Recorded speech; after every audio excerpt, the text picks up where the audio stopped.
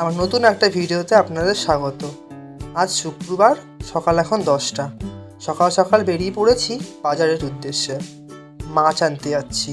প্রতিদিনের মতোই আজকেও যাচ্ছি বাজারে। তো চলুন বাজারে যাই আর দেখা যাক আজকে কী মাছ নেওয়া যায়।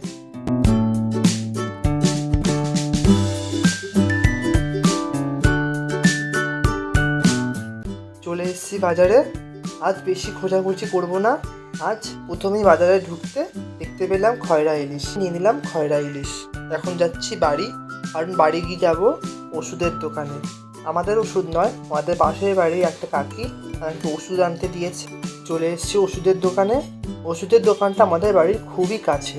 এখানে অনেক ওষুধ পাওয়া যায় এবং সেগুলোর দামও মোটামুটিভাবে কম থাকে। ওষুধ নেওয়া হয়ে গেছে। চলুন আপনাদের এখন বাড়ি গিয়ে তারপর একটা জায়গায় নিয়ে যাব। এখন তো দুর্গা পুজো সামনেই চলে এসছে, কালী পুজো এখনও অনেকটাই দেরি, কিন্তু আমাদের এখানে কোন্নগরে বিশাল বড় একটি কালী পুজো হয় এবং তার মূর্তি হয় অনেক বড়। তো সেখানকার ঠাকুর কিন্তু বানানো শুরু হয়ে গেছে। আজ আপনাদের এক ঝলক দেখিয়ে আসি যে মূর্তিটা কত দূর হলো। তারপর কিন্তু কালী পুজোতে অবশ্যই আপনাদের সেই পুরো মূর্তিটা আপনাদের দেখাবো। যাওয়ার পথে রাস্তাটা কিন্তু খুব সুন্দর। আমার খুব পছন্দের এই রাস্তাটি।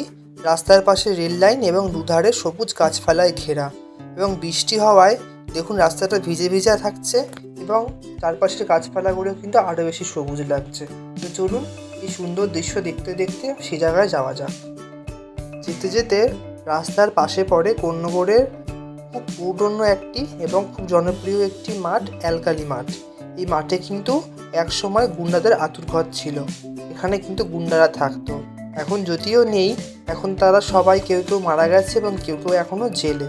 কিন্তু এই মাঠটি আপনাদের দেখাতে পারলাম না জঙ্গলে ভরে যাওয়ার কারণে। চলুন অন্য পাশ দিয়ে দেখা যায়, আপনাদের পরে অন্য পাশ দিয়ে মাঠটা দেখানোর চেষ্টা করব। আর দেখুন আমাদের এখানে টানা বৃষ্টিতে কি পরিমাণ জল জমেছে।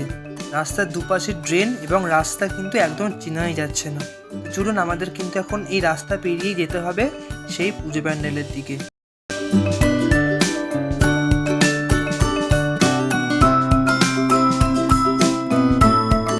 এই যে পুকুরটি দেখতে পাচ্ছেন, এই পুকুরেই কিন্তু পুজোর পরে সেই বড় কালী প্রতিমাটি বিসর্জন দেওয়া হয়। এই পুকুরটি কিন্তু তৈরি করা হয়েছে সেই বড় কালী প্রতিমাটি বিসর্জন দেওয়ার জন্যই। তাই জন্য এই পুকুর পাড়ে পুজোটি করা হয়। আপনাদের এখন এক ঝলক দেখায় যে কালী প্রতিমাটি কতটা বড়। আপনাদের কিন্তু এখন এক ঝলক দেখাচ্ছি, পুজোতে কিন্তু আপনাদের অবশ্যই নিয়ে আসবো, কারণ আপনাদের ভালোভাবে দেখাতে পারবো যে প্রতিমাটি কত বড় হয়। চলুন আপনাদের বলেছিলাম যে অ্যালকালি মাঠের এক সাইড থেকে পুরোটা দেখা যায় সুন্দরভাবে। চলুন এখন সেই দিকেই যাচ্ছি। আপনাদের দেখাই যে আমাদের অ্যালকালি মাঠটা কিন্তু বিশাল বড় আর ভীষণ সুন্দর। দেখুন আমাদের অ্যালকালি মাঠের এই দিকটা দিয়ে কিন্তু পুরো মাঠটা দেখা যায়। আপনারাই দেখুন যে মাঠটা কত বড়, আর মাঠটা কিন্তু ভীষণ সুন্দর। আমি কিন্তু একসময় মাঠে এসে খেলাও করতাম, কিন্তু এখন আর হয়ে ওঠে না, তাই আমাদের বাড়ির পাশের মাঠটাতেই আমরা এখন খেলতে যাই।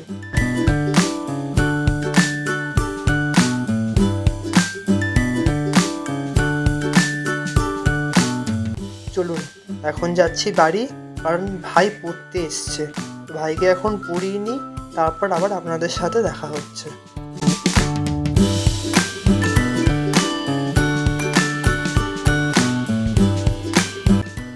চলুন চলে এসেছি বাড়িতে, আর ভাই চলে এসছে পড়তে।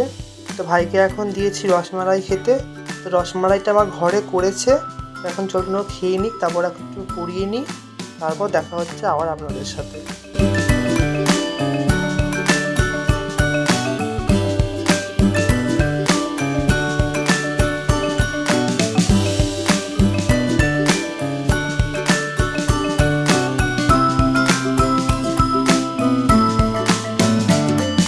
চলুন হয়ে গেছে ভাইয়ের পড়া, এখন ওকে বাড়ি দিয়ে আসি। আর এই যে মন্দিরটি আপনারা দেখতে পাচ্ছেন, এটি কিন্তু মাস্টারপাড়া বজরংবলীর মন্দির। এটি কিন্তু ভীষণ জাগ্রত মন্দির। মাঝে মাঝে মঙ্গলবার করে আমি এখানে আসি পুজো দিতে। একদিন আপনাদেরও নিয়ে আসবো।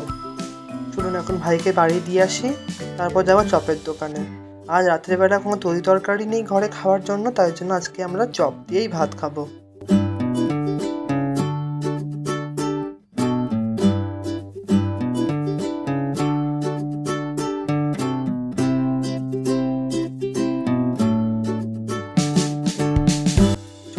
চপের দোকানে।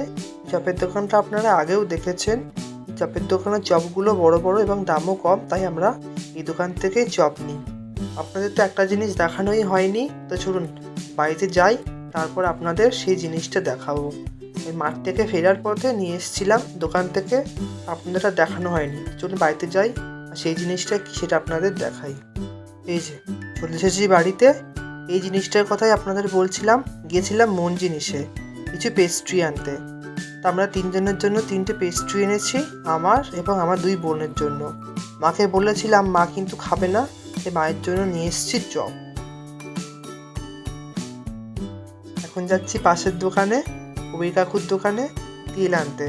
তো মা এখন আলু ভাজবে, কিন্তু আলু ভাজতে গিয়ে দেখে তেল নেই। এখন যাচ্ছি তেল আনতে। চলে এসেছি কবির কাকুর দোকানে, তো এখন এখান থেকেই তেল নিয়ে নিই। হয়ে গেছে তেল নেওয়া, এখন যাচ্ছি বাড়ি। তো চলুন আপনাদের ঘরে গিয়ে দেখাই যে মা কীরকম রসমালাই তৈরি করলো। আর রসমালাইয়ের রেসিপিটা যদি আপনারা চান তাহলে কিন্তু আমার মায়ের চ্যানেলে আছে দেওয়া, আমি ডেসক্রিপশানে লিঙ্ক দিয়ে দেবো, আপনারা চাইলে গিয়ে দেখে আসতে পারেন। এই যে আমার মা রসমালাই তৈরি করেছে, দেখুন কেমন হয়েছে। আপনারা অবশ্যই ভিডিওটি চ্যানেলে গিয়ে দেখে আসবেন। এবং আজকের ভিডিওটা তাহলে এখানেই শেষ করছি। দেখা হবে খুব শীঘ্রই পরের একটা ভিডিওতে। ভিডিওটি ভালো লাগলে অবশ্যই একটি লাইক এবং আমার চ্যানেলটিকে সাবস্ক্রাইব করে দেবেন।